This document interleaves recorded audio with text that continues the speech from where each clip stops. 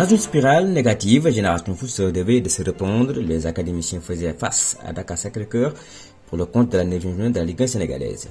Tout est allé très vite dans cette rencontre car Mohamed Dieng va obtenir un penalty dès la 2e minute, sauf que Karfala Camara va se louper derrière. Le meilleur buteur des Grenats voit son tir repoussé par El Hadj Bilal Diouf.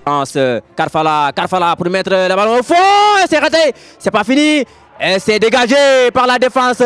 Avertis, les visiteurs commencent à déployer leur jeu. Ils ont failli ouvrir la marque sur ce tir de Hadim Diop détourné par Idrissa Ndiaye. Les 22 acteurs rejoignent les vestiaires sur ce score nul et vierge. En seconde mi-temps, Dakar Sacré-Cœur marque contre le cours du jeu. Mamadissi profite d'une mauvaise passe de Justino Kabo pour servir Abdoul Bouba qui termine bien. Attention, Mamadi pour Abdoul Bouba.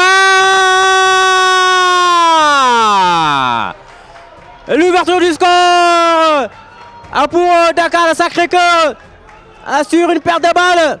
Le coach Boubacar Gadiaga effectue des changements pour forcer les choses, mais en vain. Moustapha Diop, son défenseur, a cru égaliser, mais sa tête à bout portant a été repoussée par un El Hadj Bilal Diouf bien inspiré. Génération Foot a enregistré une nouvelle défaite, la 4e en 9 journées.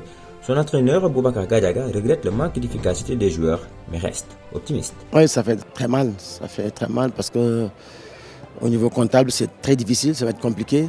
Et donc on reçoit 2 fois chez nous, on prend 1 point sur 6.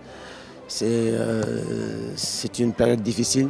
Je pense qu'il faut refaire le bilan rapidement. On a un bilan à faire. On a fait presque le tiers du championnat avec un minimum de points qui n'est pas bien du tout.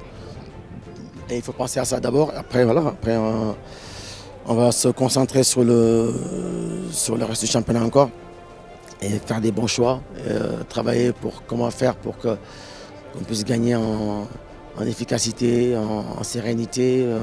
Voilà, parce que peut-être que ça manque de sérénité dans le dernier tiers, ça manque de justesse, on confond peut-être souvent vitesse et précipitation. Voilà, tout ça font que c'est des ingrédients qui ne sont pas positifs pour nous et qu'il faut corriger. Autre score, l'AS Pikine a battu Teungueth FC 1-0. Diamano Fatick décroche son premier succès en battant le Casa Sport par 3-2. Idem pour la Linguère qui est allé battre HLM sur le score de 2-1. L'US Gorée affronte le Jaraaf ce lundi. Au classement, les Goréens restent leaders avec provisoirement 17 points, suivi désormais du premier Walidan avec 16 points. Génération Foot recule à la 14e place avec 7 unités. Les Grenats rendront visite à Linguère lors de la 10e journée où il sera impératif de sortir de cette spirale négative.